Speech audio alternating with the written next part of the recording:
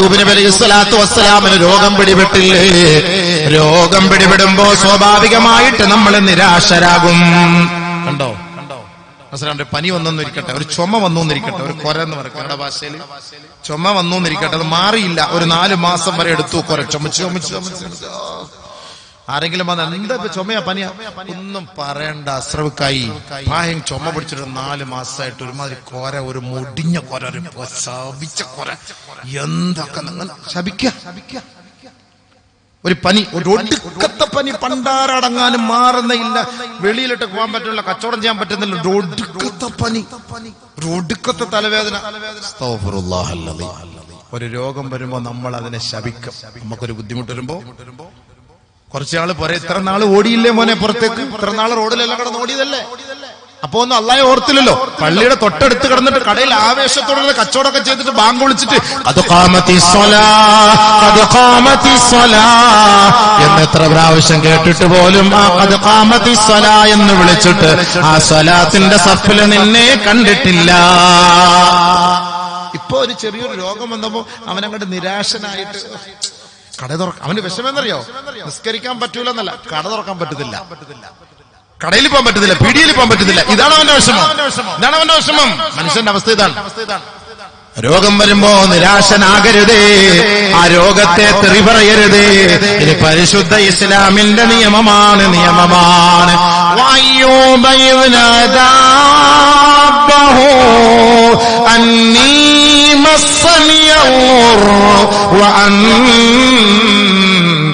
അർഹമുർ റഹീമീൻ. അയ്യൂബ് നബി അലൈഹിസ്സലാത്തു വസ്സലാമിന്റെ ശരീരമാസകലം വ്രണം പിടിച്ചില്ലേ, പുഴുക്കള് തിന്നില്ലേ? ആ പുഴുക്കള് ശരീരത്തിൽ നിന്ന് നിലത്ത് വീഴുമ്പോ ആ പുഴുക്കളെ എടുത്ത് അയ്യൂബ് നബി അലൈഹിസ്സലാത്തു വസ്സലാം തന്റെ ശരീരത്തിൽ വെച്ചിട്ട് പറയും, പുഴുവേ നീ തിന്നണേ, നിനക്ക് തിന്നാനുള്ള ഭക്ഷണമായത്. ഷുഗർ വരുന്ന കാലൊക്കെ മുഴുവൻ ഹോസ്പിറ്റൽ, ഏറ്റവും വലിയ ഹൈടെക് സൂപ്പർ സ്പെഷ്യാലിറ്റി ഹോസ്പിറ്റലിൽ പോയിട്ട് ഉള്ളത് മൊത്തം ചുരണ്ടി കളയും മുഴുവനും. അടുത്ത പുഴു കയറാതെ അടച്ചു വെക്കും, ഉള്ള മാളങ്ങൾ മൊത്തം അടച്ചു വെക്കും. ചെയ്യേണ്ടതല്ല, അത്രയും പവർ ഈമാൻ നമുക്കില്ലാത്തോണ്ടാ. അത്രയും ഈമാൻ നമുക്കുണ്ടെങ്കിൽ പുഴു കയറൂല, അങ്ങോട്ട് ഇറങ്ങിപ്പോകും. ഇബ്രാഹിം ബഹുമാനപ്പെട്ട അയ്യൂബ് നബി അലൈഹിസ്സലാത്തു വസ്സലാം ശരീരമാസകല രോഗം പിടിപെട്ടു. അങ്ങനെ ആളാകെ ടയർഡായി. എന്നിട്ടും ഒരു നിരാശയുടെ വാക്ക് അദ്ദേഹത്തിന്റെ ഭാഗത്തുനിന്ന് ഉണ്ടായില്ല. കൽബിൽ കയറി പിടിച്ചു, ഹൃദയത്തിൽ, ഹാർട്ടിൽ കയറി പിടിച്ചു. അപ്പോഴാണ് അദ്ദേഹം പറഞ്ഞ വാക്ക്, വഅയ്യൂബ ഇദ് നാദാ റബ്ബഹു അന്നീ മസ്സനിയൽ-ളുർ വഅൻത അർഹമുർ റഹീമീൻ. അല്ലാഹ്, ഇപ്പോഴാണ് എനിക്ക് രോഗം പിടിപെട്ടത്, നീ കരുണയുടെ കടലാണ്, കാരുണ്യത്തിന്റെ ഉറവിടമാണ്, എന്നോട് നീ കരുണ ചെയ്യണേ അല്ലാഹ്. ബഹുമാനമുള്ള സഹോദരൻ ആലോചിച്ച് നോക്കണേ, കൽബിൽ കയറി പിടിച്ചപ്പോ ഹാർട്ട് എഞ്ചിനാണ്. പഞ്ചറായാലും നമുക്ക് കുറച്ചൊക്കെ വണ്ടി അടിച്ചടിച്ച് തള്ളി കൊണ്ടുപോകാം. പക്ഷെ എഞ്ചിൻ സ്ട്രക്കായി പോയാൽ എന്ത് ചെയ്യാൻ പറ്റും? റേഡിയേറ്റർ വെള്ളയിലെ കുറച്ച് വെള്ളം ഒഴിക്കാം, ഇനി പെട്രോൾ കിട്ടിയില്ലേ കുറച്ച് മണ്ണെങ്കിലും അടിച്ചിട്ട് എങ്ങനെയെങ്കിലും ഇട്ട് ഓടിപ്പാം. പക്ഷെ എഞ്ചിൻ സ്ട്രക്കായി പോയാൽ എന്താക്കാൻ പറ്റും? ഒന്നും ചെയ്യാൻ പറ്റില്ല. എഞ്ചിനിൽ കയറി പിടിച്ചു. അപ്പോഴേ ഇബ്രാഹിം ബഹുമാനപ്പെട്ട അയ്യൂബ് നബി അലൈഹിസ്സലാത്തു വസ്സലാം പറഞ്ഞു, അല്ലാഹ്, ഇനി എനിക്ക് രക്ഷയില്ല, എനിക്ക് ഇപ്പൊ രോഗം പിടിപെട്ടിരിക്കുകയാണ്. അല്ലാഹു സുബ്ഹാനഹു വ തആല ഉടനെ ചികിത്സ കൊടുക്കുകയും അദ്ദേഹത്തിന് ആ രോഗത്തിൽ നിന്ന് ശിഫാ നൽകുകയും അതിന്റെ പേരിൽ അദ്ദേഹം ശുക്ർ ചെയ്യുകയും ചെയ്തു. അല്ലാഹു തആലയ്ക്ക് ശുക്ർ ചെയ്തു, നന്ദി ചെയ്തു. അൽഹംദുലില്ലാഹ്, നന്ദി ചെയ്തു. അപ്പൊ നമ്മുടെ ശരീരത്തിന് അള്ളാഹു ഒരു നിഅമത്ത് ചെയ്തിട്ടില്ല എന്ന് നമ്മൾ ഒരിക്കലും പറയരുത്. അള്ളാഹു നമുക്ക് ചെയ്തു തന്നിരിക്കുന്ന ഏറ്റവും വലിയ അനുഗ്രഹമാണ്. അപ്പൊ അള്ളാഹു ഈ അനുഗ്രഹത്തിന്റെ പേരിൽ നമ്മളെ അള്ളാഹു പരീക്ഷിക്കും. പരീക്ഷണം വരുമ്പോ നമ്മൾ പതറിപ്പോകരുത്. പരീക്ഷണം വരുമ്പോ പതറിപ്പോകരുത്. അള്ളാഹു ഖുർആനിൽ പറയുന്നു, ബിസ്മില്ലാഹിർ റഹ്മാനിർ റഹീം, وَلَنَبْلُوَنَّكُمْ بِشَيْءٍ مِّنَ الْخَوْفِ وَالْجُوعِ وَنَقْصٍ مِّنَ الْأَمْوَالِ وَالْأَنفُسِ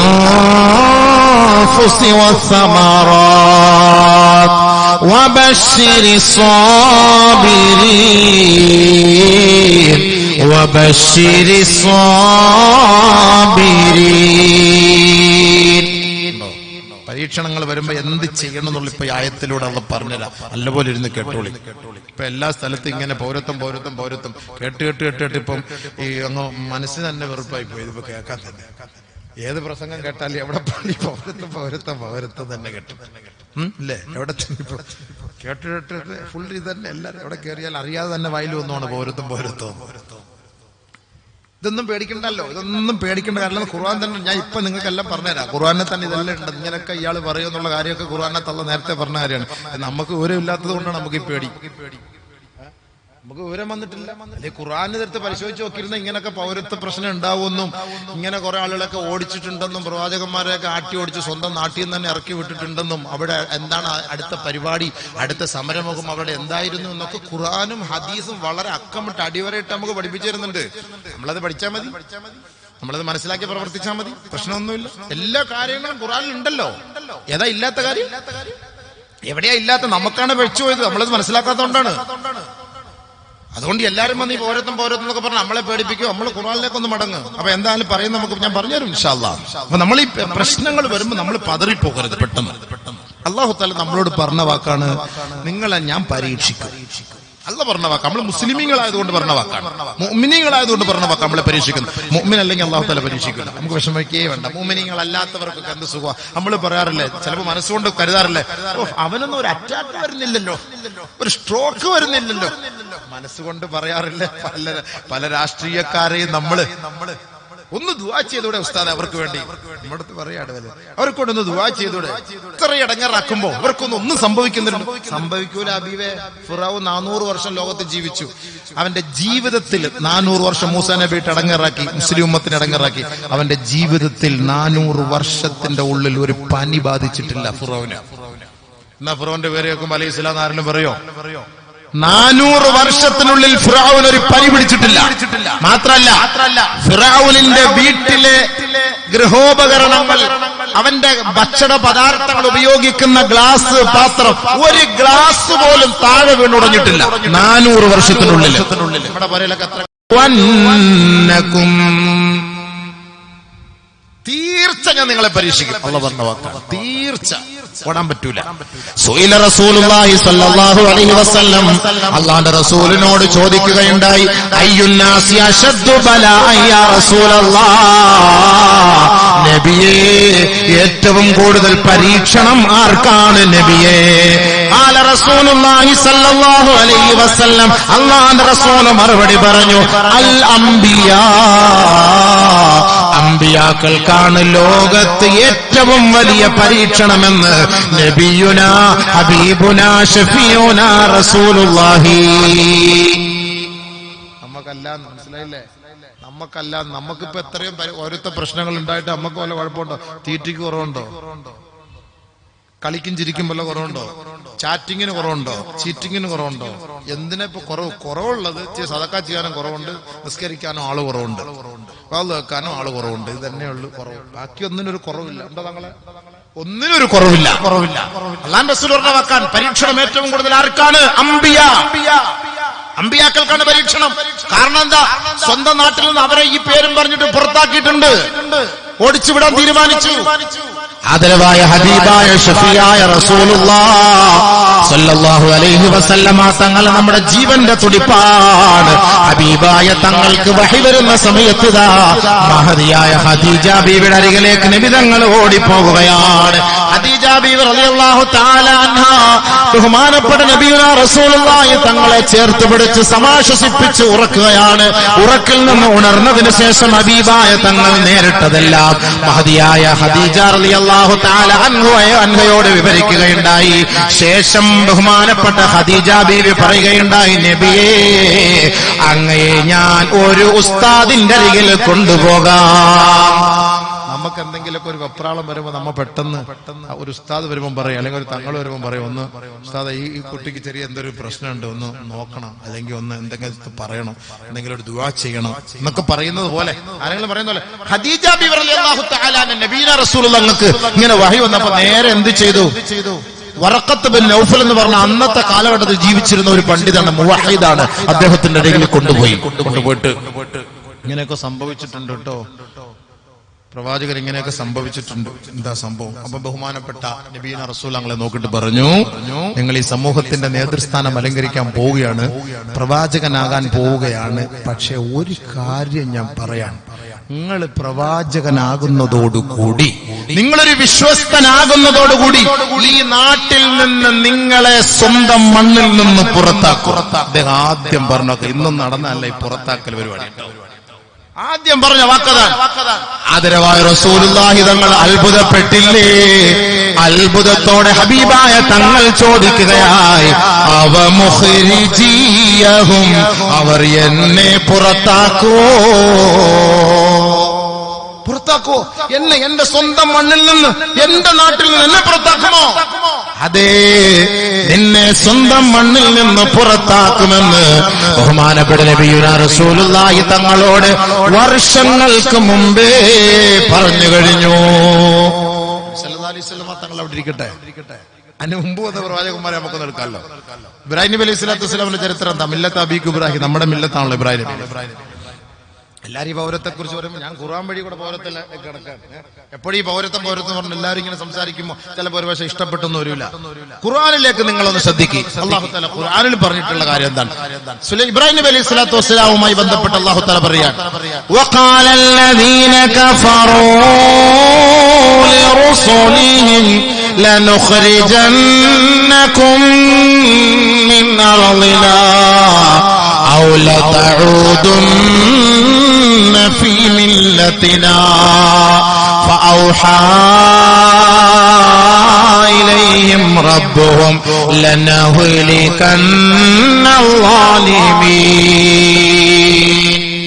ബഹുമാനപ്പെട്ട പ്രവാചകന്മാരോട് കുഫാറുകൾ പറയുകയുണ്ടായി, ലനുഖ്രിജന്നകും മിൻ അർളിനാ, പിറന്ന മണ്ണിൽ നിന്ന് നിങ്ങളെ ഞങ്ങൾ പുറത്താക്കും. ഇല്ലെങ്കിലോ ഔ ലതഊദുന്ന ഫീ മില്ലത്തിനാ, ഗർവാപസി ഞങ്ങളുടെ പൂർവിക മതത്തിലേക്ക് മടങ്ങി വരണേ, അതല്ല എങ്കിൽ ഈ നാട്ടിൽ നിന്ന് നിങ്ങളെ പുറത്താക്കുമെന്ന് ഇബ്രാഹിം നബി അലൈഹി സ്വലാത്തു വസ്സലാമിന്റെ കാലത്തിൽ ചർച്ചയാണ്. അള്ളാഹുവിനോട് അവർ ദുആ ചെയ്തു. ബഹുമാനപ്പെട്ട സത്യവിശ്വാസികൾ അള്ളാഹുവിനെ മുറുകെ പിടിച്ചു. അവർ അക്രമമുണ്ടാക്കാനോ ഭീഷണിപ്പെടുത്താനോ തയ്യാറായില്ല. ഭൗതികമായ സുഖാഡംബരങ്ങളെല്ലാം വർജിച്ചുകൊണ്ട് സർവോപരി അള്ളാഹുവിലേക്ക് അവർ ശരണം പ്രാപിച്ചു. ഉടനെ അള്ളാന്റെ തീരുമാനം വരികയാ, ഫൗഹാ ഇലൈഹിം റബ്ബുഹും ലനുഹ്ലികന്നൽ-ളാലിമീൻ. പ്രതീക്ഷിച്ചിരുന്നു ഏതാനും നിമിഷങ്ങൾക്കുള്ളിൽ ഈ അഹങ്കാരികളെ നാം തകർത്ത് തരാമെന്ന് ബഹുമാനപ്പെട്ട പ്രവാചകനോട് ഇതാ അള്ളാന്റെ വസിയത്തായി. അവരെ നശിപ്പിച്ച പിന്നെ അടുത്തെന്താ? വനുസ്കിനന്നകുമുൽ അർള മിൻ ബഅദിഹിം, അതിനുശേഷം ഈ ഭൂമിയിൽ നിങ്ങൾക്ക് നാം ആധിപത്യം നൽകാം.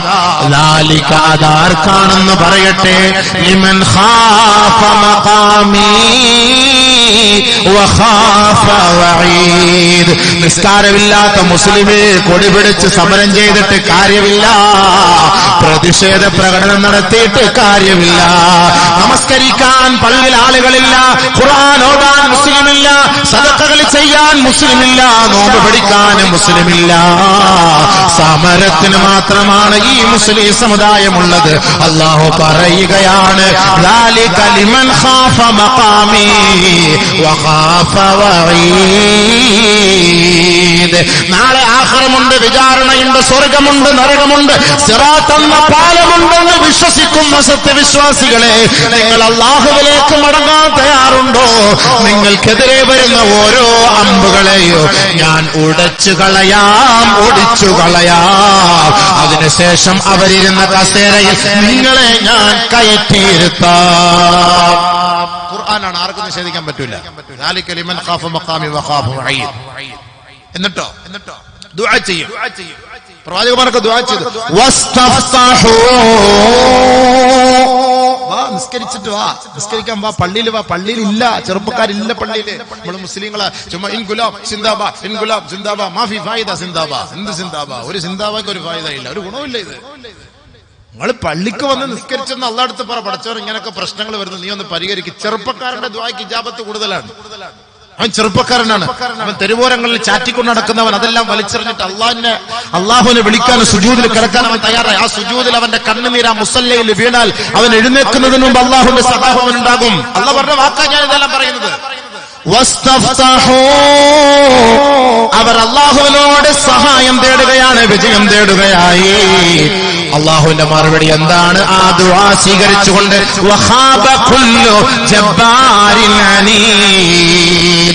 മർക്കട മുഷ്ടിയോടുകൂടി ഞങ്ങൾ നടപ്പിലാക്കുമെന്ന് വാശി പിടിച്ചവരെ അള്ളാഹു ഈ ദുനിയാവിൽ നിന്ന് ഉന്മൂലനം ചെയ്ത ചരിത്ര പാരമ്പര്യം പരിശുദ്ധ ഖുർആൻ നമ്മളോട് പറയുകയാണ്. വസ്തഫ്തഹൂ വഖാബ കുല്ലു ജബ്ബാരിൻ അനീദ്. എല്ലാ ധിക്കാരികളായ, അഹങ്കാരികളായ, പ്രൗഢിയുള്ള ഭരണാധികാരികളെ അല്ലാഹു സുബ്ഹാനഹു വ തആല താഴെ ഇറക്കി. അവരുടെ ദുആയുടെ ഫലം. ബഹുമാനപ്പെട്ട ശുഐബ് നബിയിലേക്ക് കടന്നു വാ. ശുഐബ് നബി അലൈഹിസ്സലാത്തു വസ്സലാമിനോടും ഈ സമൂഹം പറഞ്ഞത് എന്താണ്? ഖാലൽ മലഉല്ലദീന ഇസ്തക്ബറൂ മിൻ ഖൗമി ലനുഖ്രിജന്നക യാ ശുഐബ് വല്ലദീന ആമനൂ മഅക വല്ലദീന ആമനൂ മഅക. യേ ശുഐബേ, നിന്നെയും നിന്റെ വിശ്വാസികളായ സമൂഹത്തെയും ഈ മണ്ണിൽ നിന്ന് ഞങ്ങൾ പുറത്താക്കുക തന്നെ ചെയ്യും. വല്ലദീന ആമനൂ മഅക, നിന്നോടൊപ്പം വിശ്വസിച്ചവരെയും മിൻ ഖറിയത്തിനാ, ഞങ്ങളുടെ രാജ്യത്ത് നിന്ന്, ഞങ്ങളുടെ നാട്ടിൽ നിന്ന് നിന്നെയും വിശ്വാസികളായ സമൂഹത്തെയും ഞങ്ങൾ പുറത്താക്കും. അല്ലെങ്കിൽ ഔ ലതഊദുന ഫീ മില്ലത്തിനാ, ഞങ്ങളുടെ മതത്തിലേക്ക് മടങ്ങി വന്നാൽ നിങ്ങൾക്ക് സ്വസ്ഥമായി ഈ നാട്ടിൽ ജീവിക്കാം.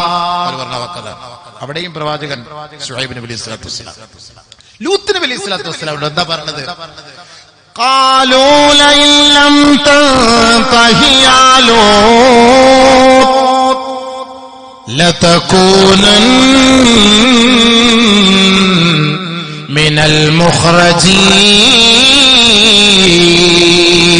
ലൂത്തേ, നിന്റെ പണി നിർത്തിയില്ല എങ്കിൽ ഈ നാട്ടിൽ നിന്ന് നിങ്ങളെ ഞങ്ങൾ പുറത്താക്കും. പറഞ്ഞ വാക്കതാണ്. ചെയ്ത ദുആ എന്താ? ഖാല റബ്ബി നജ്ജിനി വഅഹ്ലി മിമ്മാ യഅമലൂൻ. അല്ലാഹുവേ, കുടുംബത്തെയും നീ രക്ഷപ്പെടുത്തണേ, ഈ നീചവൃത്തിയിൽ നിന്നും ഈ നീചന്മാരിൽ നിന്നും രക്ഷിക്കണേ അല്ലാഹ്. പ്രവാചകൻ ദുആ ചെയ്തു, സത്യവിശ്വാസികൾ ആമീൻ പറഞ്ഞു. ഫനജ്ജൈനാഹു വഅഹ്ലഹു അജ്മഈൻ, അവരെ മുഴുവനും അല്ലാഹു രക്ഷപ്പെടുത്തുകയും സുമ്മ ദമ്മർനൽ ആഖരീൻ, ആ പൗരത്വം നടപ്പാൻ തീരുമാനിച്ചവരെ അല്ലാഹു മുരടോടുകൂടി പറിച്ചെറിയുകയും ചെയ്തു. ബഹുമാനപ്പെട്ട ലൂത്ത് നബി അലൈഹിസ്സലാത്തു വസ്സലാം, ശുഐബ് നബി അലൈഹിസ്സലാത്തു വസ്സലാം, ഇബ്രാഹിം നബി അലൈഹിസ്സലാത്തു വസ്സലാം. ഏത് ചരിത്രമാണ് ഇനി കേൾക്കേണ്ടത്? ബഹുമാനമുള്ള സഹോദരങ്ങളെ, വഖാല ഫിറഔനു ദറൂനി അഖ്തുൽ മൂസാ വൽയദു റബ്ബഹു ഇന്നി അഖാഫു അയ്യുബദ്ദില ദീനകും ഔ അയ്യുദ്ഹിറ ഫിൽ അർദിൽ ഫസാദ്. നല്ലപോലെ ശ്രദ്ധിക്കും. മൂസാ നബി അലൈഹിസ്സലാത്തു വസ്സലാമും അനിയാളും ഭൂമിയിൽ കുഴപ്പമുണ്ടാക്കുന്ന മുസ്ലിങ്ങളാണ്. ഇന്നും പറയുന്നത് അങ്ങനല്ലേ? നമ്മള് തീവ്രവാദികളെന്നാണല്ലോ പറയുന്നത്, അല്ലേ? നമ്മള് തീവ്രവാദികളും ഭീകരവാദികളും ആണെന്നാ പറയുന്നത്. ആരും ഈ മുസ്ലിങ്ങൾ, നമ്മളെന്ത് തീവ്രവാദികളാ? പാവം, നമ്മളൊക്കെ രാജ്യസ്നേഹികളാണ്. നമ്മളൊക്കെ രാജ്യത്തെ സ്നേഹിക്കുന്നവരും സേവിക്കുന്നവരുമാണ്. നമ്മൾ ഹിന്ദുക്കളെ സ്വീകരിക്കുന്നവരാണ്, ക്രിസ്ത്യാനികളെ സ്വീകരിക്കുന്നവരാണ്. നമുക്കിടയിൽ വിഭാഗീയതയില്ല, നമ്മൾ ഐക്യവും സാഹോദര്യം നിലനിർത്തുന്നവരാണ്. ആരാ നമ്മൾ ഈ രാജ്യത്തിന്റെ ശത്രുക്കളാണോ നമ്മൾ?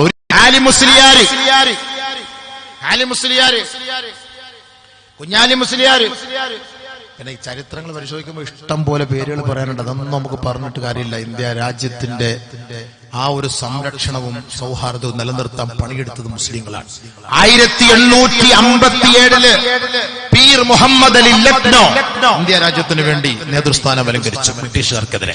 1888 മൗലാന ബദറുദ്ദീൻ നേതൃത്വം കൊടുത്തു.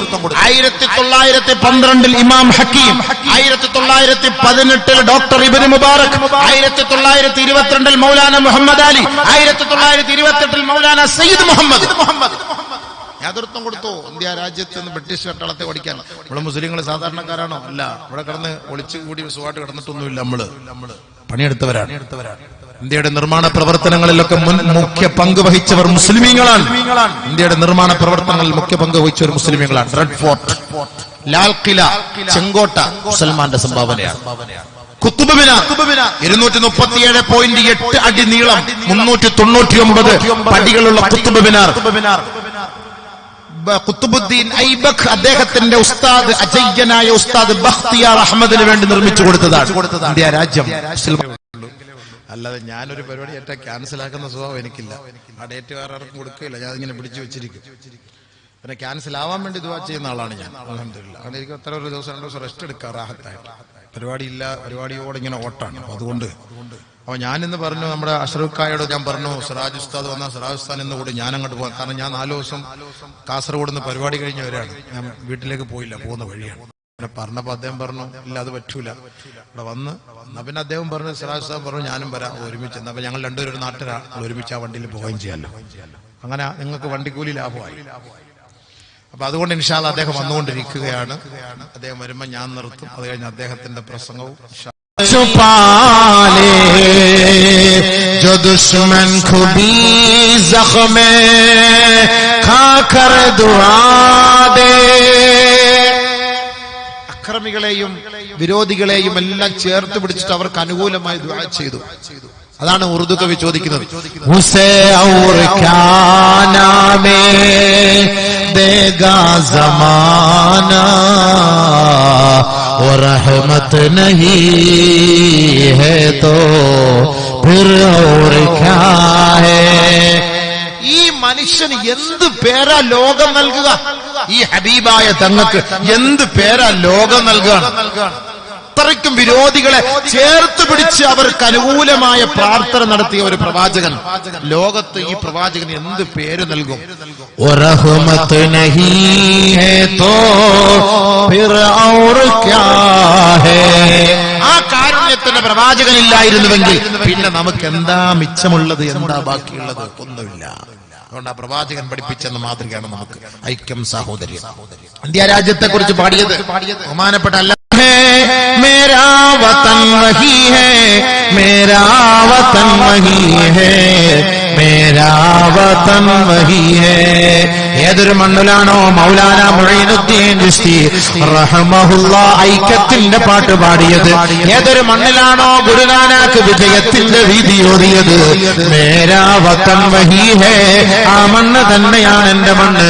മേരാ വതൻ വഹി ഹേ, ആ മണ്ണ് തന്നെയാണ് എന്റെ മണ്ണ്.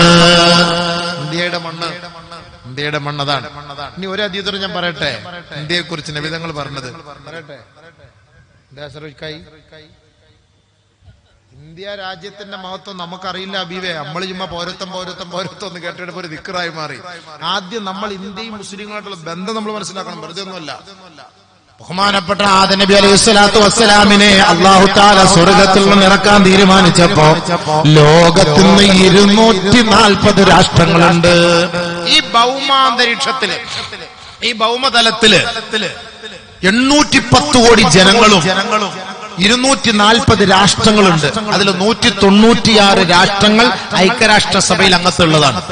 ഐക്യരാഷ്ട്രസഭയിൽ അംഗത്വം ഇല്ലാത്ത രാജ്യം എടുത്താൽ 240ഓളം രാജ്യം ലോകത്തുണ്ടെങ്കിൽ ഈ രാജ്യങ്ങളിൽ നിന്നെല്ലാം മതേതര സെക്കുലർ രാഷ്ട്രം എന്ന് പറയുന്നത് മഹത്തായ ഇന്ത്യ രാജ്യമാണ്. ബാക്കിയുള്ള രാജ്യങ്ങളൊന്നുമില്ല. ഏത് മതക്കാരനെയും സ്വീകരിക്കാനുള്ള പ്രാപ്തി, കപ്പാസിറ്റി, ചങ്കൂറ്റം ഇന്ത്യ രാജ്യത്തുള്ളത്. ഇന്ത്യ രാജ്യത്തുള്ളത്, മഹത്തായ ഇന്ത്യക്കുള്ളത്. വേറെ ഒരു രാജ്യത്തിനില്ലാതെ. അല്ലാഹു സുബ്ഹാനഹു വ തആല ആദം നബി അലൈഹി സ്വലാത്തു വസ്സലാമിനെ സ്വർഗ്ഗത്തിൽ നിന്ന് മാറ്റി പാർപ്പിക്കാൻ തീരുമാനിച്ചപ്പോ അല്ലാഹു റബ്ബുൽ ഇസ്സത്ത് തെരഞ്ഞെടുത്ത മണ്ണ് ഈ മഹത്തായ ഇന്ത്യയുടെ മണ്ണാണ്. അവ്വലു മാ അൻസലല്ലാഹു ആദമ ഇലാ അർളിൽ ഹിന്ദി അമാ ഖാല റസൂലുള്ളാഹി. അല്ലാഹു തആല ആദം നബിയെ ഇറക്കാൻ തീരുമാനിച്ചപ്പോ ഇന്ത്യയുടെ മണ്ണിലാണ് ആദം നബിയെ അല്ലാഹു ഇറക്കിയത്. ആദം നബി അലൈഹി സ്വലാത്തു വസ്സലാമിനെ അന്ന് ഇറക്കിയത് സറൻ ദ്വീപ് എന്ന് പറയുന്ന അർളുൽ ഹിന്ദ് ബിദജ്ന എന്ന് പറയുന്ന സറൻ ദ്വീപ് എന്നറിയപ്പെടുന്ന ശ്രീലങ്കയിൽ ഇന്നും നിങ്ങൾക്ക് പോയാൽ കാണാം ആദം മല എന്ന പേരിൽ അറിയപ്പെടുന്ന മലയുണ്ട്. ആദം നബിയുടെ പാദസ്പർശമേറ്റ സ്ഥലം ശ്രീലങ്കയില്. നിങ്ങൾ രാമേശ്വരത്ത് പോയിട്ടുണ്ടോ? തമിഴ്നാട് രാമേശ്വരം പാമ്പൻ പാലം ഒന്ന് കേട്ടിട്ടുണ്ടാവും. പാമ്പൻ പാലം ആ പാമ്പൻ പാലത്തിനടുത്ത് രാമേശ്വരം എന്ന് പറഞ്ഞ സ്ഥലമുണ്ട്. അവിടെ നിങ്ങൾ ഒന്ന് പോയാല് 2 ഖബർ കാണാം. വലിയ നീളത്തിലെ 2 ഖബർ, 70 മുഴമോളമുള്ള 2 ഖബർ അവിടെ എഴുതി വെച്ചിട്ടുണ്ട് ഖാബീൽ ഹാബീൽ. അവിടെ നിന്ന് കടൽ മാർഗം 16 കിലോമീറ്റർ യാത്ര ചെയ്താൽ ഈ ആദം മലയിലെത്തും. അത് ശ്രീലങ്ക. നമുക്ക് അങ്ങനെ പോകാൻ പറ്റില്ല. അവിടെ വള്ളവും മഞ്ചിയൊന്നും കിട്ടൂല, നമ്മളങ്ങോട്ട് കയറ്റി വിടൂല. അത് വിഷയം വേറെ. പക്ഷെ ആ സ്ഥലത്ത് തന്നെയാണ് ഈ ഖാബീൽ ഹാബീലിന്റെ മഖ്ബറയുണ്ട്. അവിടെ 70 മുഴമാണ്. അപ്പൊ നമുക്ക് മനസ്സിലാക്കിയ ചരിത്രം. അവിടെയാണ് ആദം ഇറങ്ങിയത്. അവിടെ മക്കൾ അടിയുണ്ടാക്കി, അവരെ അവിടെ അടക്കം ചെയ്യപ്പെട്ടിരിക്കുന്നു. ഇന്ന് നിങ്ങൾക്ക് കാണാം, പോയാൽ കാണാം. രാമേശ്വരം എന്ന് പറഞ്ഞ സ്ഥലത്ത് പാമ്പൻ പാലം കഴിഞ്ഞിട്ട് രാമേശ്വരത്ത് അവിടെ പോയാൽ അവിടെ ചോദിച്ചാൽ മതി, ആരും പറഞ്ഞുതരും ഖാബീൽ ഹാബീൽ എവിടെ അടക്കിയിരിക്കുന്നത് കാണിച്ചു തരും. അപ്പൊ ഇന്ത്യ രാജ്യത്തിൽ ഇറങ്ങിയ ആദം നബി അലൈഹി സ്വലാത്തു വസ്സലാം അങ്ങനെ ഇന്ത്യ രാജ്യത്തിൽ ഇറങ്ങിയപ്പോ ഭയങ്കരമായ അസ്വസ്ഥത അദ്ദേഹത്തിന് അനുഭവപ്പെട്ടു.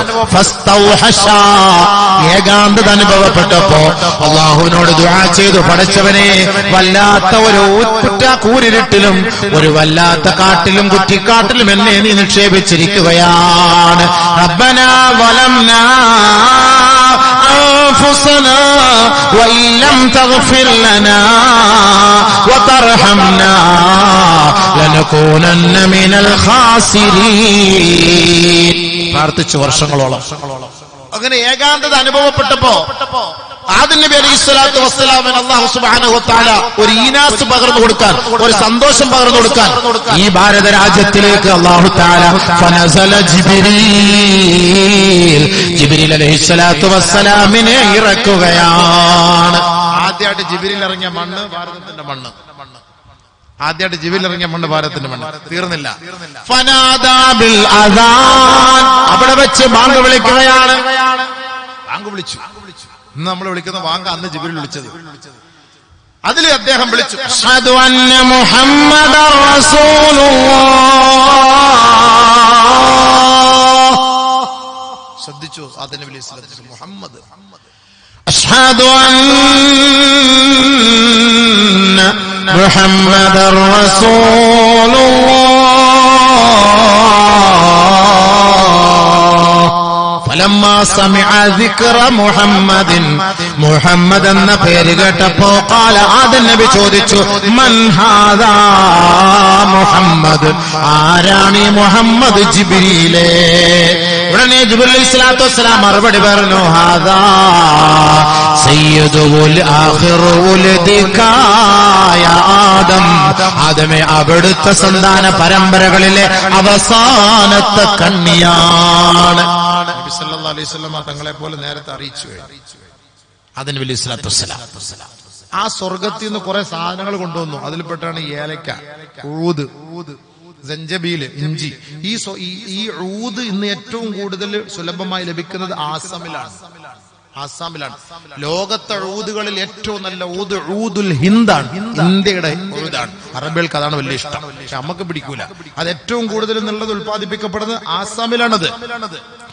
ഇനി ഹിന്ദ് എന്ന പദം ബഹുമാനപ്പെട്ട ഖദീജ റളിയല്ലാഹു തആല അൻഹയുടെ ആദ്യത്തെ വിവാഹത്തിലെ 2 മക്കളുണ്ട്. ആ 2 മക്കളുടെ പേരും ഹിന്ദ് എന്നാണ്. ഹിന്ദ് എന്ന് പറയുന്നത് ഇന്നൊന്നും തുടങ്ങിയതല്ല. അല്ലാഹുവിന്റെ റസൂൽ അന്നേ പറഞ്ഞ വാക്കാണ്. അറേബ്യയിലെ മരുഭൂമിയിലെ മണൽത്തരികളിൽ ഒരു പർവ്വതമുണ്ട്. ആ പർവ്വതത്തിന്റെ പേര് സമൂം പർവ്വതം എന്നാണ്. പൊടിക്കാറ്റടിച്ചിട്ട് ഇങ്ങനെ